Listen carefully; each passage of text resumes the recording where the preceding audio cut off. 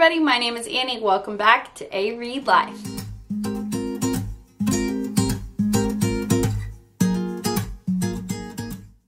The reason I wanted to start with this particular video is because it is the driving factor for why I created my YouTube channel.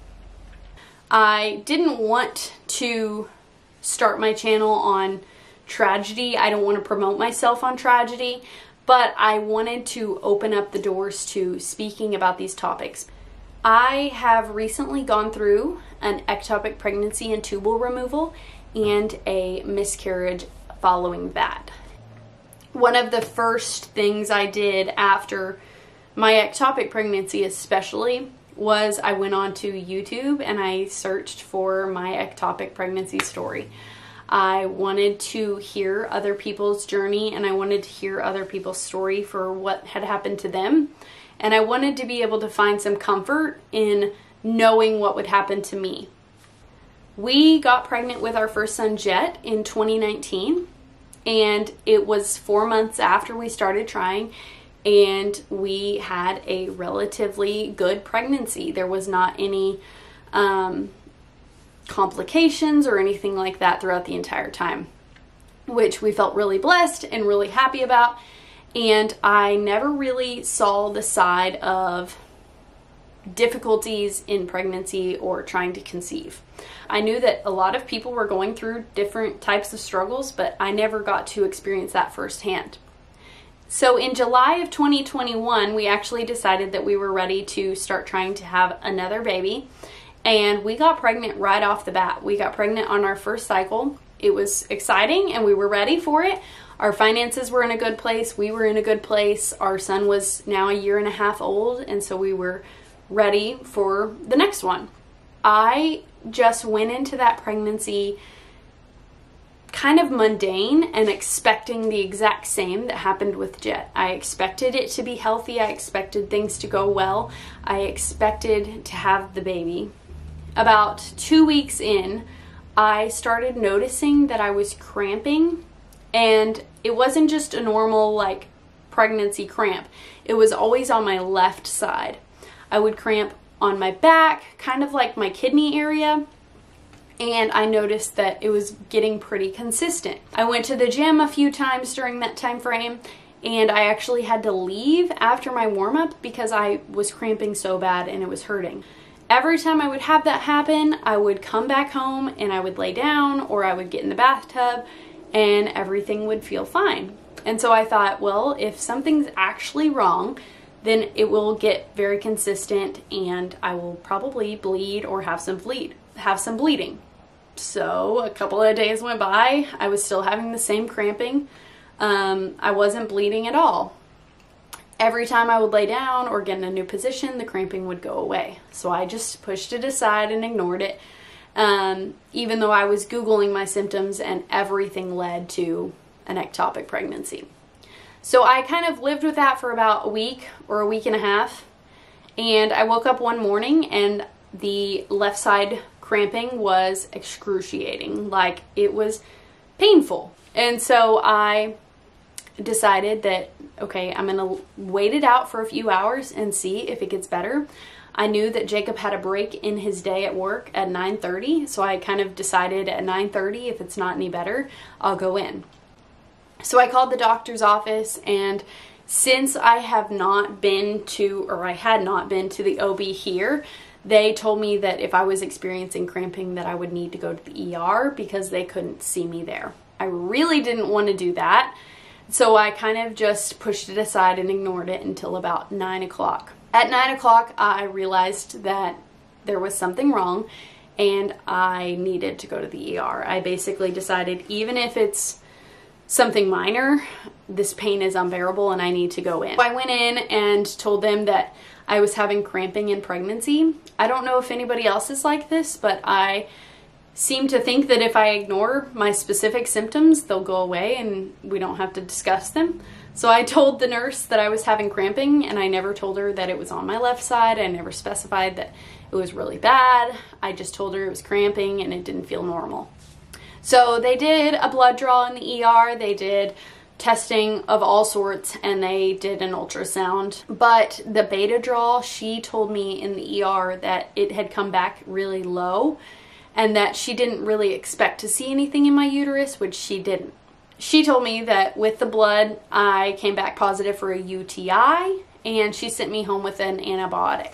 I came home, and about 15 minutes after I was home, I called the OB office, and I just basically had a gut feeling that something was not right. So I called the nurse, the triage nurse, and I told her, hey, I just went into the ER, and they did all of this testing, and they did ultrasound pictures, but they told me I had a UTI and sent me home. Will you please send that to the doctor on call? And she said yes, she would. And so about 30 minutes after that call, 45 minutes after that call, I got a call from the doctor on call. And she said, I don't like what I see. I need you to come into my office now. I think I had known before that it was an ectopic pregnancy, but since I had just been to the ER and she said, no, I don't think it's an ectopic, I think you're very early and you have a UTI, I was kind of shell-shocked. I was like, okay, what is going on? What's happening? I went into the OB office and they went straight into doing another ultrasound. She said that my numbers in the beta draw or in the HCG draw were very high. She said they were too high to not see anything in the uterus. So she did an ultrasound, and her ultrasound tech ultimately found that there was nothing in the uterus, and the pregnancy was in my left fallopian tube. She asked me when the last time I had eaten was, and I hadn't eaten since the morning, but when I got home from the ER, I had chugged a lot of cranberry juice and a lot of water. So she said, we'll schedule surgery for tonight at 7 p.m. I didn't have a whole lot of emotion. I felt kind of numb to the whole situation. I guess because I had kind of prepared for it in my heart. I knew something was wrong, and I knew that I just really wanted that pain to go away, and I didn't want to have anything worse happen. I was emotional, I was sad about it, but I more importantly wanted to take care of it and wanted things to go okay with the surgery. And I think I was kind of just in shock. So I came home and put Jed to bed, and my mom came over to watch him, and Jacob and I went back to the ER. It was a pretty quick surgery. I think it was only an hour. I don't remember anything really other than waking up and being in a good amount of pain. Then I remember going to the recovery room where Jacob was, and I just remember being in really bad pain in my shoulder, which was really shocking to me. I didn't know why my shoulder was hurting. It kind of felt like heart pain, but it was just my shoulder hurting really bad. And the nurse told me that with laparoscopic surgery, that's very common because they blow air into your body while they're doing the surgery so they can see things. And I got to go home that morning. So that was a huge, huge, huge shock to me. The whole process of going into the ER for what I thought was an ectopic pregnancy, getting sent home and told it was not an ectopic pregnancy and it was just a UTI, and then getting called from the doctor saying I needed to come in, and getting told I was going in for emergency surgery that night. It was just a big shock. And I thought, wow, surely nothing else will happen. Surely next time we get pregnant, surely everything will be okay.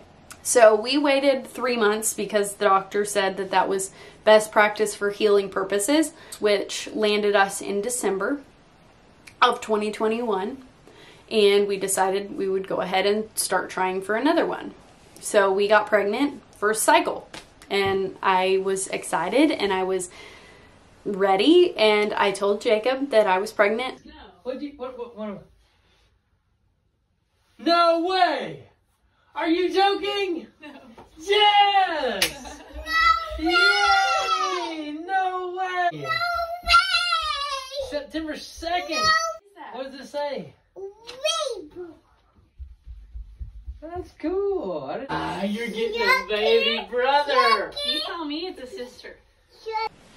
I was super excited about that footage because Jet was super cute, and it just felt really hopeful at that point.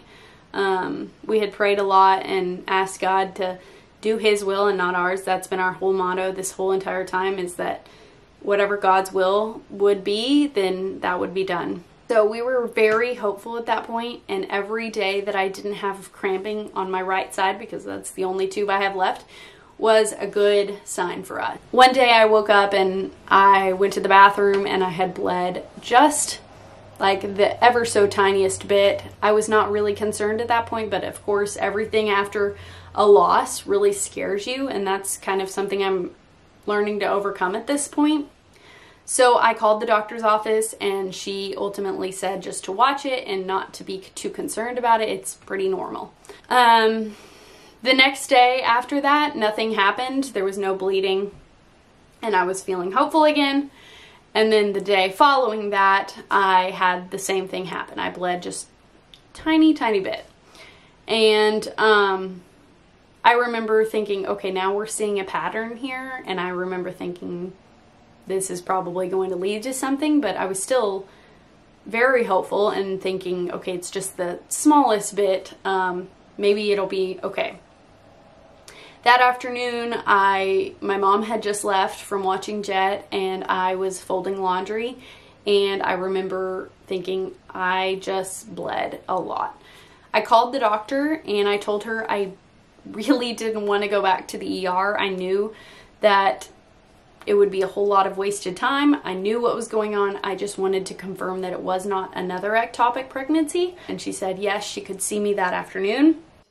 She did an ultrasound and basically confirmed that she didn't see a whole lot going on, but she looked and did not see any signs of an ectopic, which was really good for my mind. I was thinking, okay, maybe I'm just having bleeding, because she said it was very common in early pregnancy, and there was not an ectopic. So I was happy at that point. I was hopeful at that point. She told me that they would do another blood draw. They did one in the afternoon, that afternoon, and then they told me that they would want to do another one on Friday, 2 days later.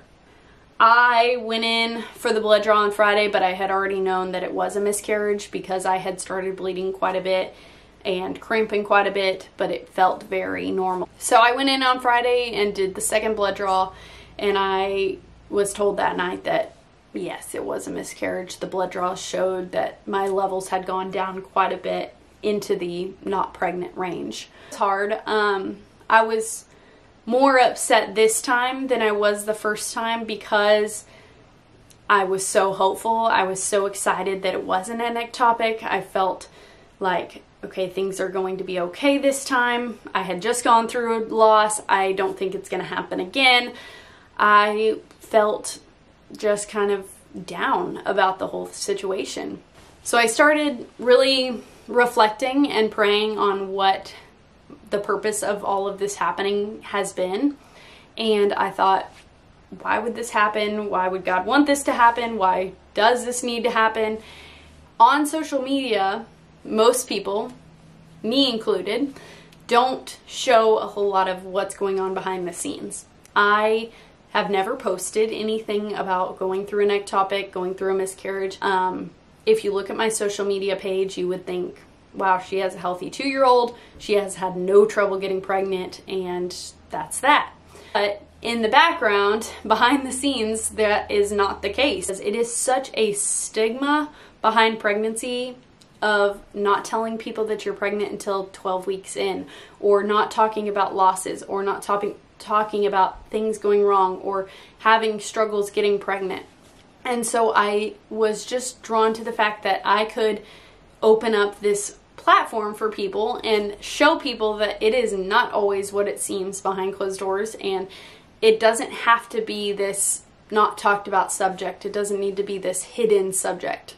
I debated on what kind of video I wanted to post first on my channel. I have a lot of different fun ideas and fun videos planned, but ultimately I knew that God had designed this channel and put this in my life for a reason, and I want to be able to help people through my struggles. And my struggles are not like a lot of other people's struggles. There are so many different stories out there. There are so many different types of things going on in the world, and I just wanted to shed some light on, you don't have to hide, you don't have to be perfect on social media, and you don't have to be having this perfect story happen and not be able to share your struggles or your troubles.